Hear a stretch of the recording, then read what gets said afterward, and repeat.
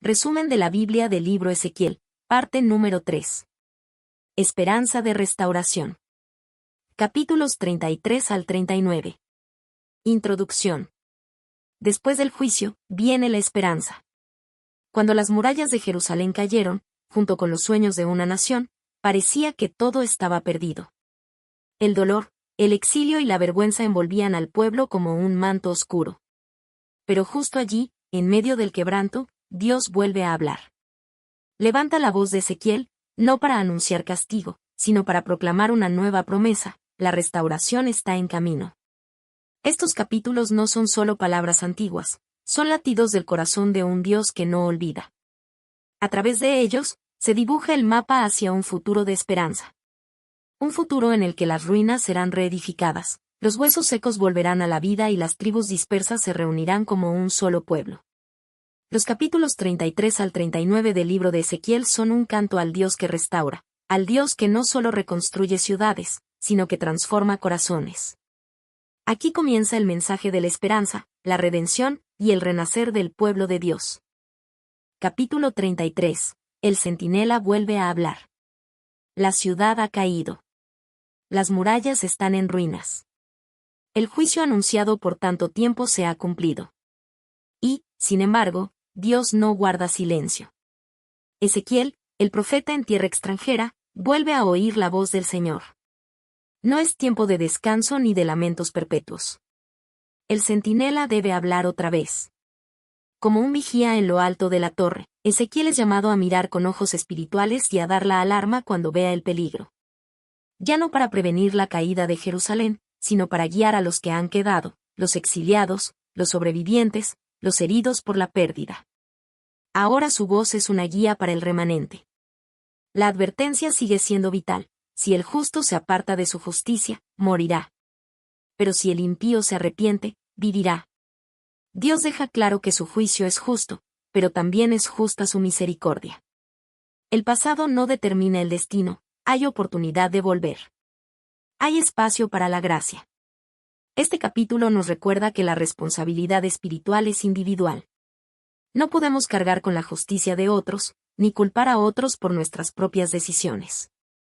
Cada uno debe responder a la voz de Dios con sinceridad, humildad y verdad. Ezequiel no habla por sí mismo. Habla porque ha oído. Habla porque es su deber. Habla porque aún hay esperanza. Y su mensaje resuena hoy como entonces: vivo yo, dice Jehová el Señor, que no quiero la muerte del impío, sino que se vuelva de su camino, y que viva. Es el despertar de un pueblo. Es la voz que llama a vivir. Capítulo 34. El buen pastor. La voz de Dios irrumpe con firmeza y ternura. A través del profeta Ezequiel, el Señor pronuncia un severo juicio contra los pastores de Israel, los líderes que debían cuidar al pueblo, pero que en cambio se aprovecharon de él. No alimentaron a las ovejas, no fortalecieron a las débiles, no curaron a las enfermas ni buscaron a las descarriadas. Se sirvieron a sí mismos en lugar de servir a otros. El rebaño fue dispersado, herido y perdido, porque sus pastores fallaron. Pero en medio de esta denuncia, nace una de las promesas más conmovedoras del Antiguo Testamento. Dios declara que Él mismo tomará el papel del buen pastor. Con palabras llenas de compasión y compromiso, promete buscar a las ovejas, reunirlas de entre las naciones donde fueron esparcidas, alimentarlas en buenos pastos, sanar sus heridas y darles descanso. No más abandono. No más opresión. El rebaño volverá a ser cuidado con justicia. Y como broche de esperanza, Dios anuncia que levantará a un único pastor sobre ellas, mi siervo David. Esta figura mesiánica no es otro que Jesucristo, el Hijo de David, quien siglos después se identificará como el buen pastor que da su vida por las ovejas.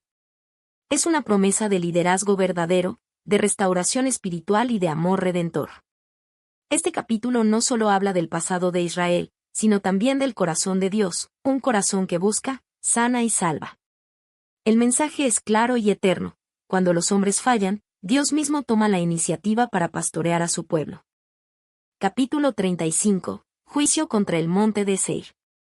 En este capítulo, la atención profética de Ezequiel se dirige a Edom, representado por el monte de Seir.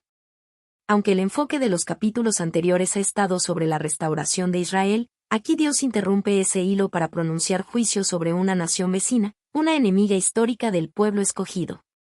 El monte de Seir, símbolo del reino de Edom, es denunciado por su odio perpetuo contra Israel. En lugar de mostrar compasión cuando Judá cayó, Edom se alegró y buscó sacar ventaja del sufrimiento de su hermano. Su resentimiento ancestral se convirtió en violencia activa, y su deseo oculto era poseer las tierras de Israel como botín. Pero Dios no pasó por alto esta actitud. Con palabras severas, el Señor declara que el monte de Seir quedará desolado. Sus ciudades serán arrasadas, y su orgullo será quebrantado. La razón no es solo lo que Edom hizo, sino la intención de su corazón, ese odio profundo que no se detuvo ni siquiera cuando Israel estaba caído. En lugar de llorar con su hermano, se regocijó de su ruina. Este juicio revela un principio eterno: Dios no solo ve las acciones exteriores, sino también las motivaciones ocultas del corazón. El odio, la venganza y el deseo de destruir al otro no quedarán impunes. Así como Dios juzga a los falsos pastores de Israel por su negligencia, también juzga a las naciones por su crueldad y su arrogancia.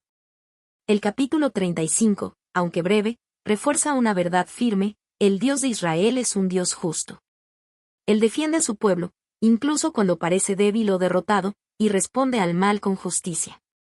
Edom creyó que el silencio de Dios era olvido. Pero en el tiempo señalado, el Señor se levantó para hablar, y su palabra es definitiva.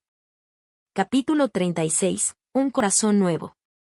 Después de denunciar las heridas del exilio y el abandono espiritual de su pueblo, Dios revela una promesa que trasciende la restauración geográfica o política: la renovación del alma. En este capítulo, el Señor habla con ternura y firmeza sobre su deseo de limpiar, transformar y habitar nuevamente en medio de su pueblo. Dios promete restaurar no solo la tierra que había sido desolada, sino también el interior del corazón humano. Os daré corazón nuevo, y pondré espíritu nuevo dentro de vosotros. Esta promesa es profundamente íntima. No se trata solo de regresar al territorio prometido, sino de experimentar una transformación profunda que afecta la voluntad, los deseos y la relación del pueblo con su Creador. El corazón de piedra, duro, insensible y rebelde, será reemplazado por un corazón de carne, sensible a la voz de Dios y dispuesto a obedecerle. Además, el Señor afirma que pondrá su Espíritu dentro de ellos, un anticipo poderoso de la obra del Espíritu Santo que se manifestaría plenamente en el Nuevo Testamento. Este nuevo comienzo será obra exclusiva de Dios. Él limpiará sus impurezas, los salvará de todos sus pecados, y los hará caminar en sus estatutos. La restauración no es un premio al mérito humano, sino un acto de gracia divina. Dios declara: no lo hago por vosotros, casa de Israel, sino por causa de mi santo nombre. Así, el capítulo 36 se convierte en una invitación a la esperanza más profunda: no solo una tierra renovada, sino un pueblo renovado. Es la promesa de un Dios que no se cansa de comenzar de nuevo, que sana la tierra y, sobre todo, sana el alma. Capítulo 37. El Valle de los Huesos Secos. Una de las visiones más poderosas, conmovedoras y esperanzadoras del libro de Ezequiel. El profeta es llevado en el Espíritu de Dios a un valle lleno de huesos secos, esparcidos por todas partes, sin vida, sin conexión, sin propósito. Representan al pueblo de Israel, derrotado, disperso y sin esperanza. Dios le pregunta a Ezequiel: «Hijo de hombre, ¿vivirán estos huesos?». El profeta responde con humildad: «Señor Jehová, tú lo sabes». Entonces, Dios le ordena profetizar. Y mientras Ezequiel obedece, ocurre lo imposible: los huesos se juntan, se cubren de tendones y carne, y finalmente, por el soplo del Espíritu, reciben vida. Esta visión no es solo una promesa de restauración nacional para Israel, sino un anuncio del poder creativo de Dios para revivir lo que parece irremediablemente perdido. A través de su palabra y su Espíritu, lo muerto puede vivir. El pueblo que había dicho «se secaron nuestros huesos, y pereció nuestra esperanza» recibe una respuesta divina: «Pondré mi espíritu en vosotros, y viviréis». Y como cierre de la visión, Dios reafirma que Él abrirá los sepulcros, levantará a su pueblo, y los llevará de regreso a su tierra. No solo se trata de un retorno físico, sino de una resurrección espiritual, el renacimiento de un pueblo guiado, vivificado y transformado por el Espíritu del Señor. Capítulo 37, segunda parte. Un solo pueblo, un solo rey. Después de la visión del Valle de los Huesos Secos, Dios continúa revelando su plan de restauración total para Israel. Esta vez, la imagen es concreta y simbólica. Ezequiel debe tomar 2 palos, uno con el nombre de Judá, el reino del sur, y otro con el de Efraín, el reino del norte, y unirlos en su mano. Cuando se convierten en uno solo, se transforma en una poderosa representación de lo que Dios hará con su pueblo dividido. Y los haré una sola nación en la tierra, y un rey será rey de todos ellos. Esta es una promesa de unidad después de siglos de separación, conflicto y exilio. El corazón del mensaje no es solo político, sino profundamente espiritual. La rivalidad entre las tribus terminará. Ya no habrá celos, ni fronteras internas, ni corazones divididos. Dios dice que pondrá a su siervo David como único rey. No se trata del antiguo David literal, sino de su descendiente prometido, el Mesías. Esta es una de las profecías más claras sobre el reinado de Jesucristo, el rey que no solo gobernará con justicia, sino que unirá lo que estaba roto. Bajo este rey, el pueblo vivirá según los estatutos de Dios, caminará en sus mandamientos y habitará en la tierra con seguridad. El pacto será eterno, y su santuario estará en medio de ellos para siempre. Es un anuncio de redención, de paz duradera, de una relación renovada con Dios. Es la visión de un futuro donde Dios mismo reinará, no solo como soberano, sino como Padre amoroso. Capítulo 38 al 39, Gog y Magog. El juicio final de los enemigos de Dios. En una visión apocalíptica, Ezequiel recibe la palabra del Señor sobre un enemigo temido, Gog, príncipe de Mesec y Tubal, de la tierra de Magog. Un líder militar que representa las fuerzas del mal, la arrogancia humana y la rebelión contra Dios. Gog no actúa solo. Se alía con muchos pueblos, todos preparados para la guerra, marchando contra un Israel restaurado y pacífico. Es un escenario dramático, un enemigo numeroso, confiado en su poder, se lanza contra un pueblo que habita confiado en su tierra. Pero entonces ocurre lo inesperado.